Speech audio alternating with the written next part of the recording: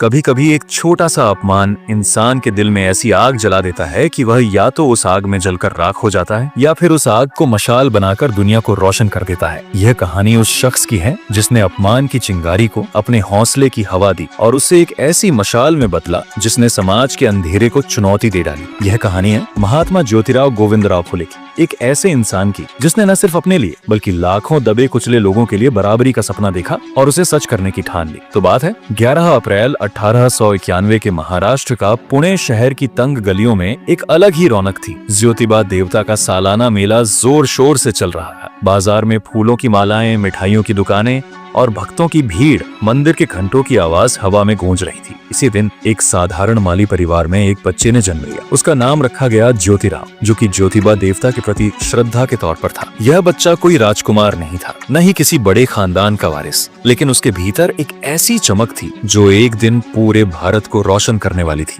ज्योतिराव का परिवार माली जाति से था। माली यानी वे लोग जो मेहनत से बगीचों को हरा भरा करते थे, फूल उगाते थे, फल और सब्जियां उगाकर बाजारों को रंगीन बनाते थे। उत्तर भारत में इन्हें सैनी कहा जाता था। माली जाति की कई उपजातियां थी, रामी, काछी, कुशवाहा, सूर्यवंशी और भी कई। लेकिन उस समय की क्रूर जाति व्यवस्था ने इन सभी को शूद्र की श्रेणी में धकेल रखा था। समाज की नजर में ये लोग नीच थे, जिनका काम सिर्फ मेहनत करना और ऊंची जातियों की सेवा करना था। उस समय का समाज आज के किसी बुरे सपने से कम नहीं था। दलितों और निचली जातियों को इंसान तक नहीं समझा जाता था। उन्हें गांव के बाहर टूटी फूटी झोपड़ियों में रहना पड़ता था। अगर उनकी परछाई भी किसी ऊंची जाति के व्यक्ति पर पड़ जाए तो उन्हें मार मार कर अधमरा कर दिया जाता था। मंदिरों के दरवाजे उनके लिए बंद थे। कुओं से पानी लेने की बात तो दूर, उन्हें कुएं के पास खड़े होने की भी इजाजत नहीं थी। औरतों का हाल और भी बुरा था। उन्हें घर की चारदीवारी में कैद रखा जाता था और निचली जाति की औरतों को तो दोहरे अत्याचार झेलने पड़ते थे। शिक्षा वह तो सिर्फ ब्राह्मणों और ऊंची जातियों के लिए थी। अगर कोई दलित या शूद्र पढ़ने की कोशिश करता तो उसकी उंगलियां तक काट दी जाती थीं।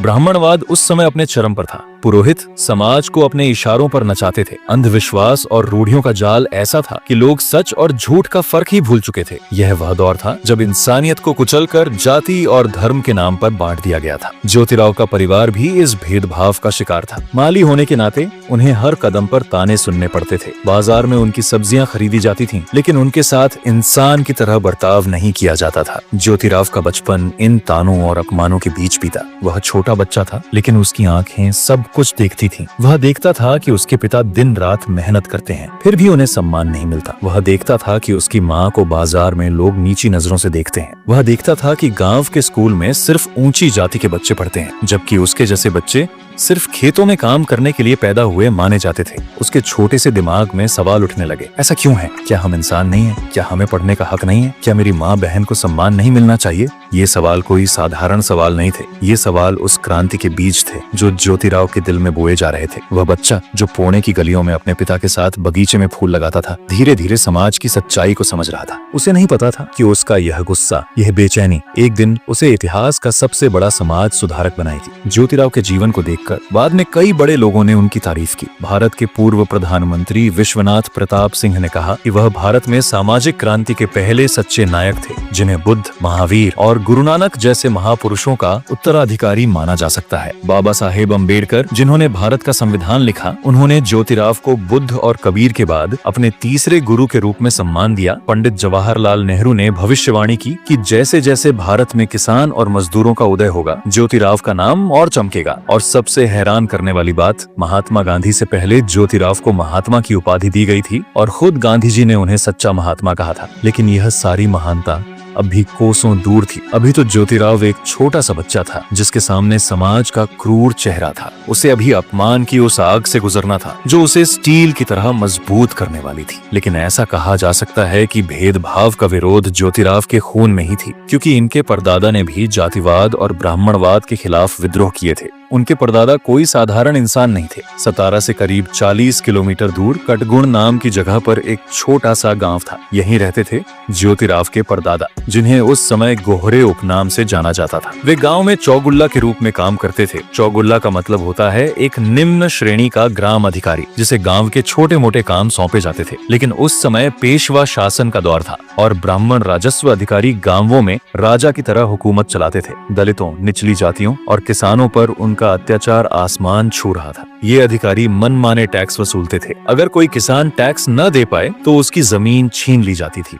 दलितों को तो इंसान ही नहीं समझा जाता था। उनके घर लूटे जाते थे, उनकी औरतों के साथ बदसलूकी की जाती थी और उनके बच्चों को गुलामी की जिंदगी जीने के लिए मजबूर किया जाता था। ज्योतिराव के परदादा ने यह सब अपनी आंखों से देखा। उनका खून खौल उठा। लेकिन उस समय निचली जाति की आवाज सुनने वाला कोई नहीं था, न कोई हाकिम, न कोई अदालत। फिर क्या था? उनके परदादा ने फैसला कर लिया कि अगर न्याय नहीं मिलेगा तो वे खुद न्याय करेंगे। एक दिन जब अत्याचार की हद हो गई तो उन्होंने उन ब्राह्मण राजस्व अधिकारियों के खिलाफ खुला विद्रोह कर दिया। कहते हैं उन्होंने उन जुल्मी अधिकारियों की जान तक ले ली। लेकिन यह बगावत आसान नहीं थी। अपनी और अपने परिवार की जान बचाने के लिए उन्हें गांव छोड़कर भागना पड़ा। अपने 3 बेटों को लेकर वे पुणे के पास खानवाड़ी गांव में आ गए। यहाँ उनके पास न पैसा था न कोई ठिकाना, लेकिन किस्मत ने उनका साथ दिया। खानवाड़ी में एक फूल वाले ने उनके परदादा के 3 बेटों को अपने पास काम पर रख लिया। उसने उन्हें फूल उगाने, मालाएं बनाने और बगीचों को सजाने का हुनर सिखाया। ये भाई इस कला में इतने माहिर हो गए कि उनका नाम पूरे इलाके में फैलने लगा। यहाँ तक कि पेशवा बाजीराव द्वितीय के शाही दरबार में भी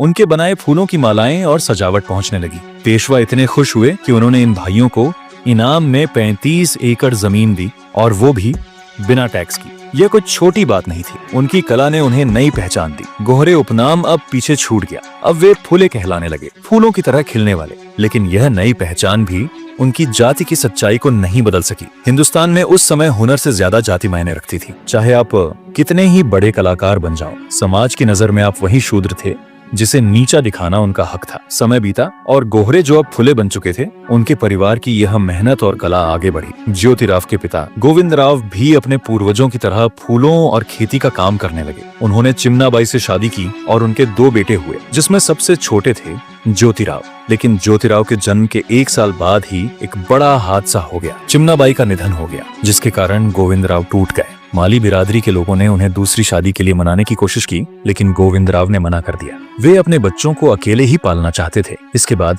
सगुणाबाई क्षीरसागर ने ज्योतिराव और उनके भाई की परवरिश की। सगुणाबाई ने माँ की तरह दोनों बच्चों को प्यार दिया, लेकिन समाज का भेदभाव उनके पीछे पड़ा रहा। गोविंदराव दिन रात मेहनत करते, बाजार में फूल और सब्जियां बेचते, लेकिन उन्हें वो सम्मान कभी नहीं मिला जो ऊंची जातियों को मिलता था। ज्योतिराव, जो अब धीरे धीरे बड़ा हो रहा था, ये सब देखता था। उसके छोटे से दिल में सवाल उठने लगे, क्यों मेरे पिता को ताने सुनने पड़ते हैं? क्यों हमें नीची नजरों से देखा जाता है? उस समय दलितों और निचली जातियों का जीवन नर्क से कम नहीं था। गांव के बाहर टूटी फूटी झोपड़ियों में रहना उनका नसीब था। अगर कोई दलित गलती से भी ऊंची जाति के रास्ते में आ जाए तो उसे लाठियों से पीटा जाता था। उनके बच्चों को स्कूल के पास भी नहीं भटकने दिया जाता। अगर कोई पढ़ने की जिद करता तो उसकी किताबें छीन ली जाती थीं, या फिर उसका हाथ तोड़ दिया जाता था। औरतों का हाल और बुरा था। उन्हें न सिर्फ घर में बल्कि बाहर भी अपमान सहना पड़ता था। दलित औरतों को तो कई बार जानवरों से भी बदतर समझा जाता था। शिक्षा तो सिर्फ ब्राह्मणों और ऊंची जातियों के लिए थी। पुणे के मराठी पंडित अपने घरों में सिर्फ ऊंची जाति के बच्चों को संस्कृत, व्याकरण, तर्कशास्त्र और दर्शन पढ़ाते थे। दलित और माली जैसे समुदायों के बच्चे, उन्हें तो स्कूल की सीढ़ियां चढ़ने का हक भी नहीं था। अगर कोई कोशिश करता तो उसे गांव से निकाल दिया जाता था। यह वह दौर था जब शिक्षा को एक हथियार की तरह इस्तेमाल किया जाता था, ऊंची जातियों को ताकत देने और निचली जातियों को गुलाम रखने के लिए। ज्योतिराव अब समझने लगा था कि उसके परिवार का अपमान सिर्फ उसका नहीं बल्कि पूरी व्यवस्था का हिस्सा था। वह देखता था कि उसके पिता की मेहनत को लोग तुच्छ समझते हैं। वह देखता था कि सगुणाबाई को बाजार में लोग नीची नजरों से देखते हैं। वह देखता था कि गांव के स्कूल में सिर्फ ब्राह्मण और मराठा बच्चे पढ़ते हैं, जबकि माली और दलित बच्चों को खेतों में मजदूरी करने के लिए छोड़ दिया जाता है। उसके मन में एक तूफान उठ रहा था। वह सोचता था, क्या मैं भी सिर्फ खेतों में काम करने के लिए पैदा हुआ हूँ? क्या मेरे जैसे लोगों को कभी सम्मान नहीं मिलेगा? बहरहाल उस समय भारत में ब्रिटिश राज अपने पैर जमा रहा था। पुणे की गलियों में अब सिर्फ पेशवाओं की बातें नहीं होती थी। ब्रिटिश ईसाई मिशनरियों ने शहर में कई अंग्रेजी स्कूल खोल दिए थे। ये स्कूल सिर्फ पढ़ाई के लिए नहीं बल्कि ईसाई धर्म को फैलाने का भी जरिया थे। उसी समय governor general Lord William Bentinck ने 7 मार्च 1835 को एक बड़ा ऐलान किया। उन्होंने कहा कि अब भारत की शिक्षा नीति बदलेगी। उनका मकसद था भारतीयों को यूरोपीय साहित्य, विज्ञान और आधुनिक विचारों से जोड़ना। लेकिन जरा सोचिए, यह कितना मुश्किल था। यह वह देश था जहां सदियों से रूढ़ियां और अंधविश्वास लोगों के दिमाग में जड़ें जमाए बैठे थे। ब्राह्मणवादी व्यवस्था ने शिक्षा को सिर्फ ऊंची जातियों तक सीमित कर रखा था। दलित और निचली जातियों के लिए तो स्कूल का दरवाजा देखना भी गुनाह था। ऐसे में ब्रिटिशों का यह कदम एक नई हवा लेकर आया। लेकिन इस हवा को तूफान बनने में अब भी वक्त था। इस बदलते माहौल में ज्योतिराव अब 7-8 साल के हो चुके थे। उनके पिता गोविंदराव मेहनती और दूरदर्शी इंसान थे। वे चाहते थे कि उनका बेटा पढ़ लिख कर कुछ बने। उन्होंने ज्योतिराव को पुणे के एक मिशनरी स्कूल में दाखिल करवाया। इस स्कूल में मराठी, सामान्य ज्ञान और हिसाब किताब सिखाया जाता था। गोविंदराव को उम्मीद थी कि उनका बेटा पढ़ाई करेगा और परिवार का नाम रोशन करेगा। लेकिन स्कूल की दुनिया ज्योतिराव के लिए इतनी आसान नहीं थी। यहाँ उन्हें फिर से जातिगत भेदभाव का कड़वा स्वाद चखना पड़ा। स्कूल में कुछ कट्टरपंथी हिंदू शिक्षक और छात्र थे जो निचली जातियों के बच्चों को बर्दाश्त नहीं करते थे। ब्राह्मणवादी मानसिकता ने स्कूल को भी अपनी गिरफ्त में ले रखा था। ज्योतिराव को ताने सुनने पड़ते थे, जैसे कि माली का बेटा यहाँ क्या करने आया, शूद्र को पढ़ने का हक नहीं। कुछ शिक्षक तो खुलेआम कहते कि निचली जाति के बच्चे स्कूल में रहेंगे तो स्कूल अपवित्र हो जाएगा। ये ताने ज्योतिराव के छोटे से दिल को चोट पहुंचाते थे। वह देखता था कि ब्राह्मण और मराठा बच्चे आराम से पढ़ते हैं, जबकि उसे और उसके जैसे बच्चों को हर कदम पर नीचा दिखाया जाता है। आखिरकार यह भेदभाव इतना बढ़ गया कि ज्योतिराव की पढ़ाई बीच में ही रुक गई। कट्टरपंथी ताकतों ने उन्हें स्कूल से बाहर करवा दिया। यह पहला मौका था जब ज्योतिराव ने समाज की सच्चाई को इतने करीब से देखा। लेकिन यह अपमान उनके लिए हार नहीं, बल्कि एक नई शुरुआत था। स्कूल छूटने के बाद ज्योतिराव अपने पिता के साथ खेतों में काम करने लगे। सुबह से शाम तक वे सब्जियां और फूल उगाते, बगीचों को संवारते और बाजार में सामान बेचने जाते। लेकिन उनके दिल में पढ़ाई की ललक अभी भी जिंदा थी। सगुना बाई, जिन्होंने ज्योतिराव को माँ की तरह पाला था, उसने उनकी इस भूख को देखा। उन्होंने घर पर ही ज्योतिराव को पढ़ने में मदद की। दिन में खेतों में पसीना बहाने के बाद रात को ज्योतिराव दिए की रोशनी में किताबें खोलकर बैठ जाते। उनकी मेहनत और जिज्ञासा देखकर गांव के कुछ लोग हैरान थे। ज्योतिराव की बातें अब सिर्फ बच्चे की बातें नहीं थीं। वह तर्क करता था, सवाल पूछता था और उसकी सूझबूझ लोगों को प्रभावित करने लगी। गांव वाले कहते, इस माली के बेटे में कुछ तो बात है। लेकिन समाज की जंजीरें अभी भी उनकी राह में थीं। समय बीता और अब ज्योतिराव 14 साल के हो गए। उस समय गांव की परंपरा थी कि कम उम्र में शादी हो जाए। ज्योतिराव का विवाह सावित्रीबाई से हो गया, जो उस समय सिर्फ 8 साल की थी। यह शादी सिर्फ 2 लोगों का मिलन नहीं थी, बल्कि एक ऐसी जोड़ी की शुरुआत थी जो आगे चलकर समाज में क्रांति लाने वाली थी। लेकिन अब भी ज्योतिराव के लिए सबसे बड़ा जुनून उनकी पढ़ाई थी। दिन में वे खेतों में हल चलाते और रात में दिए की लौ में किताबों के पन्ने पलटते। इसी दौरान ज्योतिराव की मुलाकात 2 ऐसे लोगों से हुई जिन्होंने उनकी जिंदगी को नई दिशा दी। एक थे उनके पड़ोसी गफ्फार बेग, जो उर्दू और फारसी के जानकार थे। दूसरे थे पादरी लेजिट, जो मिशनरी स्कूल से जुड़े थे। इन दोनों ने ज्योतिराव की आंखों में चमक देखी। वे समझ गए कि यह लड़का साधारण नहीं है। इसीलिए साल 1841 में उन्होंने ज्योतिराव को फिर से स्कूल में दाखिला लेने के लिए प्रेरित किया। ज्योतिराव को स्कॉटिश मिशन हाई स्कूल में दाखिला मिला। यह उनके लिए एक नया मौका था। इस बार उन्होंने ठान लिया कि वे हर मुश्किल को पार करेंगे। स्कूल में वे दिन रात मेहनत करने लगे। अंग्रेजी, गणित, विज्ञान, हर विषय में उन्होंने अपनी प्रतिभा दिखाई। साल 1847 में जब परीक्षा के नतीजे आए तो हर कोई हैरान रह गया। 20 साल के ज्योतिराव ने 7वीं कक्षा की पढ़ाई पूरी कर ली थी, और वो भी टॉप करके। यह उस समय की अंग्रेजी स्कूल की ग्रेजुएट डिग्री थी। एक माली का बेटा जिसे कभी स्कूल से निकाल दिया गया था, अब सबके लिए मिसाल बन गया था। पढ़ाई पूरी होने के बाद ज्योतिराव की आंखें अब सवालों से भरी थीं। स्कूल में उन्होंने ईसाई धर्म और इस्लाम के बारे में पढ़ा। उन्होंने देखा कि बाइबल और कुरान को कोई भी पढ़ सकता है। फिर हिंदू धर्म में ऐसा क्यों नहीं? वेद, मनुस्मृति और पुराण, इन ग्रंथों को निचली जातियों से क्यों दूर रखा गया? ब्राह्मणों ने इन पर पहरा क्यों बिठा रखा था? ये सवाल उनके मन में तीर की तरह चुभने लगे। जवाब ढूंढने के लिए ज्योतिराव ने खुद को ज्ञान की आग में झोंक दिया। उन्होंने बुद्ध के दर्शन पढ़े, रामानुजाचार्य के विचारों को समझा। रामानंद, बसवेश्वर, गुरु नानक, संत कबीर और संत दादू की शिक्षाओं में उन्हें इंसानियत का रास्ता दिखा। संत तुकाराम की गाथा, ज्ञानेश्वरी और भागवत धर्म की कथाओं को उन्होंने आत्मसात किया। गीता, उपनिषद और पुराणों के पन्ने पलटे। शिवाजी महाराज की वीरता और जॉर्ज वाशिंगटन की कहानियां पढ़ी। प्रोफेसर विल्सन जॉन्स जैसे विद्वानों की किताबों से हिंदू धर्म की गहराई को समझा। ये ज्ञान कोई साधारण पढ़ाई नहीं थी। ये एक तूफान था जो ज्योतिराव के मन में उठ रहा था। वे समझ गए कि धर्म का असली मकसद इंसान को जोड़ना है, न कि बांटना। लेकिन हिंदू धर्म में ऊंच नीच, जात पात और अंधविश्वास की जंजीरें उन्हें साफ दिख रही थी। वर्ण व्यवस्था की खोखली नींव, धार्मिक पाखंड और ब्राह्मणवादी अत्याचार, ये सब उनके लिए अब बर्दाश्त से बाहर थे। ज्योतिराव के भीतर अब एक चिंगारी जल चुकी थी। यह चिंगारी न सिर्फ उनके अपमान की थी, बल्कि उस पूरे समाज की थी जो दलितों और निचली जातियों को कुचल रहा था।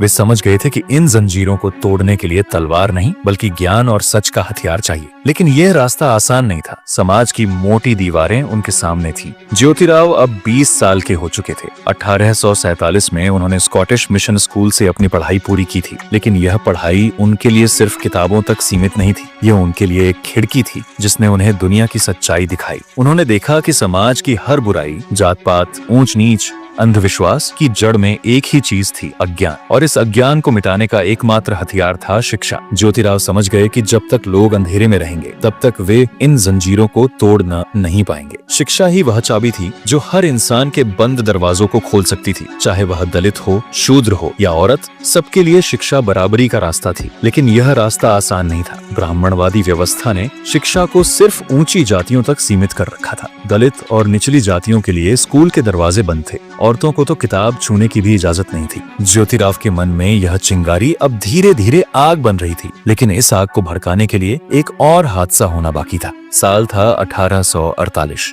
ज्योतिराव की जिंदगी में एक ऐसा दिन आया जिसने उनकी सोच को हमेशा के लिए बदल दिया। उनके करीबी दोस्त सखाराम हरि परांजपे, जो एक ब्राह्मण परिवार से थे, उनकी शादी थी। ज्योतिराव को अपने दोस्त की बारात में शामिल होने का न्योता मिला। वह खुशी खुशी बारात में शामिल हुए। माली समाज से होने के बावजूद ज्योतिराव को अपने दोस्त के साथ कंधे से कंधा मिलाकर चलने में कोई हिचक नहीं थी। बारात की रौनक, ढोल नगाड़ों की आवाज और उत्सव का माहौल, सब कुछ खूबसूरत था। लेकिन यह खूबसूरती ज्यादा देर नहीं टिकी। बारात में कुछ कट्टरपंथी ऊंची जाति के लोग भी थे। जब उनकी नजर ज्योतिराव पर पड़ी तो उनका चेहरा गुस्से से लाल हो गया। वे चिल्लाए, ये माली का बेटा यहाँ क्या कर रहा है? एक शूद्र ब्राह्मणों की बारात में कैसे घुस गया? जाओ अपने घर में फूल सजाओ। यहाँ पवित्र बारात को अपवित्र करने की हिम्मत कैसे हुई? ये शब्द तीर की तरह ज्योतिराव के दिल में चुभ गए। भीड़ के सामने, सबके सामने उन्हें सरेआम बेइज्जत किया गया। उनके दोस्त सखाराम ने उन्हें बचाने की कोशिश की, लेकिन कट्टरपंथी ताकतें इतनी उग्र थीं कि ज्योतिराव को बारात छोड़कर जाना पड़ा। यह कोई साधारण अपमान नहीं था। यह उस समाज की गहरी बीमारी का सबूत था जो इंसान को इंसान नहीं बल्कि उसकी जाति से तौलता था। ज्योतिराव का दिल दुख से भर गया, लेकिन उनके भीतर का गुस्सा अब उबलने लगा। यह अपमान उनके लिए एक चेतावनी थी, एक चुनौती थी। उनके मन में सवाल उठने लगे, क्यों एक ब्राह्मण और शूद्र के बीच इतनी गहरी खाई है? क्यों मेरी मेहनत, मेरी पढ़ाई, मेरा हुनर मेरी जाति के सामने बेकार है? ज्योतिराव ने इस अपमान को गहराई से सोचा। उन्होंने अपनी पढ़ाई के दौरान ईसाई और इस्लाम धर्म के बारे में जाना था। वे देख चुके थे कि ईसाई समाज में मानवता और समानता की बात होती है। वहाँ छुआछूत जैसी कोई चीज नहीं थी। बाइबल को कोई भी पढ़ सकता था, चाहे वह किसी भी पृष्ठभूमि का हो। इस्लाम में भी इंसान को इंसान की तरह देखा जाता था। लेकिन हिंदू समाज, यहाँ तो दलितों और निचली जातियों को मंदिर के पास भी नहीं भटकने दिया जाता था। औरतों को घर की चारदीवारी में कैद रखा जाता था। शिक्षा और ज्ञान को ब्राह्मणों ने अपने कब्जे में कर रखा था। ज्योतिराव ने सोचा, अगर दूसरे धर्मों में बराबरी हो सकती है तो हमारे धर्म में ऐसा क्यों नहीं? यह सवाल उनके मन में आग की तरह भड़क रहा था। वे समझ गए कि इस ऊंच नीच की जड़ें हिंदू धर्म की खोखली परंपराओं में थी। वेद और मनुस्मृति को निचली जातियों से दूर रखने की साजिश थी। यह व्यवस्था इंसान को नहीं बल्कि जाति को पूजती थी। यह अपमान ज्योतिराव के लिए एक टर्निंग पॉइंट था। उनके भीतर की चिंगारी अब आग बन चुकी थी। वे जान गए थे कि समाज को बदलने का रास्ता शिक्षा से होकर जाता है। अगर ब्राह्मणों ने शिक्षा के दरवाजे बंद कर रखे हैं तो वे खुद नए दरवाजे खोलेंगे। अगर शासन उनका साथ नहीं देगा तो वे अपने दम पर अवसर बनाएंगे। उनकी नसों में बगावत की बिजली दौड़ रही थी। यह वही बगावत थी जो उनके परदादा ने पेशवा अधिकारियों के खिलाफ की थी। लेकिन ज्योतिराव का हथियार तलवार नहीं बल्कि ज्ञान और सच था। उन्होंने ठान लिया कि वे दलितों, शूद्रों और औरतों के लिए शिक्षा का रास्ता बनाएंगे। वे उस समाज को जागृत करेंगे जो सदियों से अंधविश्वास और भेदभाव के अंधेरे में डूबा था। यह वही क्षण था जब ज्योतिराव एक साधारण माली के बेटे से क्रांतिकारी बनने की राह पर चल पड़े। उनके मन में एक सपना था, एक ऐसा समाज जहां इंसान को उसकी जाति से नहीं उसके कर्म से आंका जाए। लेकिन यह सपना आसान नहीं था। उनके सामने समाज की मोटी दीवारें थीं। क्या ज्योतिराव इन दीवारों को तोड़ पाएंगे? क्या वे अपनी ठान को हकीकत में बदल पाएंगे? क्या यह आग सदी की सबसे बड़ी क्रांति बन जाएगी? इस सवाल का जवाब मिलेगा आपको अगले भाग में, जहां इतिहास एक और करवट लेगा। मैं मिलूंगा आपसे अगले भाग में आगे की कहानी के साथ। तब तक अपना ख्याल रखिए और याद रखिए, हम बदलेंगे तभी तो वक्त बदलेगा। तब तक के लिए जय हिंद, जय भारत।